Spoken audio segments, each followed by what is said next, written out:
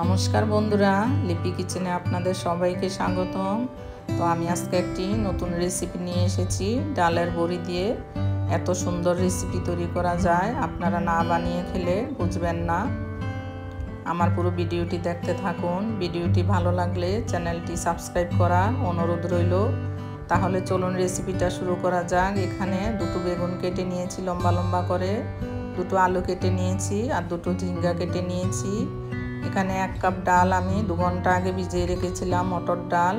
একটা কাঁচা লঙ্কা, কয়েক টুকরা আদা দিয়ে পেস্ট করে নেব, অল্প একটু জল দিয়ে। পেস্ট করা হয়ে গেছে, নুন হলুদ দিয়ে দেব। এবার মিশিয়ে নেব ভালো করে। একটু গোলমরিচের গুঁড়া দিয়ে দেব, আবারও মিশিয়ে নেব। এখানে একটা কড়াই বসিয়ে দিয়েছি, তেল দিয়ে দিয়েছি পরিমাণ মতো, সাদা তেল দিয়েছি, আপনারা চাইলে সরিষার তেলও দিতে পারেন। এখন গোল গোল করে বড়াগুলো ভেজে নেব, মিডিয়াম আঁচে রেখে। এভাবে দিয়ে দেব।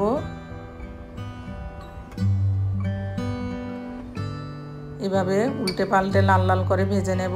এক পিঠ ভাজা হয়ে গেছে, এখন উল্টে দেব।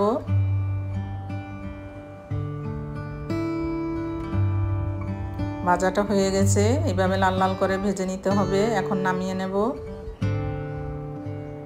বাকি সবগুলো বড়া এভাবে ভেজে নেব। সবগুলো বড়া ভেজে নিয়েছি। ওই তেলের মধ্যে দিয়ে দেব 1/2 চামচ পরিমাণ কালো জিরে, 1/2 চামচেরও কম দেব মেথি। এবার বেগুনগুলো ভেজে নেব।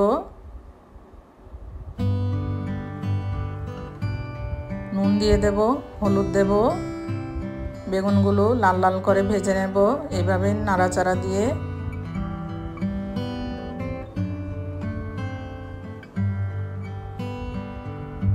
এই যে বেগুনটা ভাজা হয়ে গেছে, এখন নামিয়ে নেব।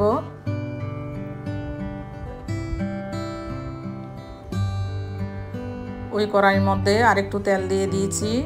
এখন আলুগুলো দিয়ে দেব। আলুগুলো লাল লাল করে ভেজে নেব নুন হলুদ দিয়ে।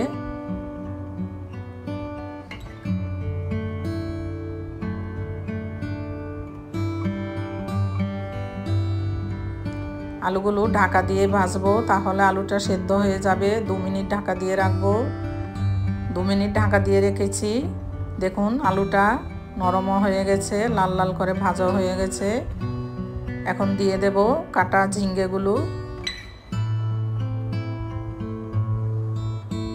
ঝিঙ্গেটা দিয়ে 2 মিনিট নাড়াচাড়া দিয়ে দেব।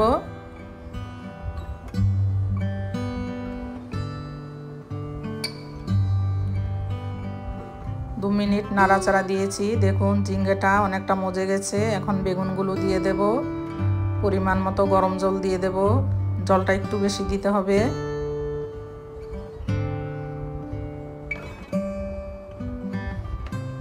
আর একটু নুন দিয়ে দেব, হলুদ দেব। একটু নাড়াচাড়া দিয়ে জলটা ফুটে আসলে বড়াগুলো দিয়ে দেব। বড়াগুলো দিয়ে দিয়েছি, আবারও একটু নাড়াচাড়া দিয়ে দেব। এবার ঢাকা দিয়ে 5 মিনিট রান্না করে নেব, গ্যাসটা মিডিয়াম আঁচে রেখে। 5 মিনিট হয়ে গেছে, ঝোলটা অনেকটাই শুকিয়ে গেছে। এখন নামানোর আগে দিয়ে দেব ধনে পাতা, কালো জিরা বাটা আর কাঁচা লঙ্কা বাটা।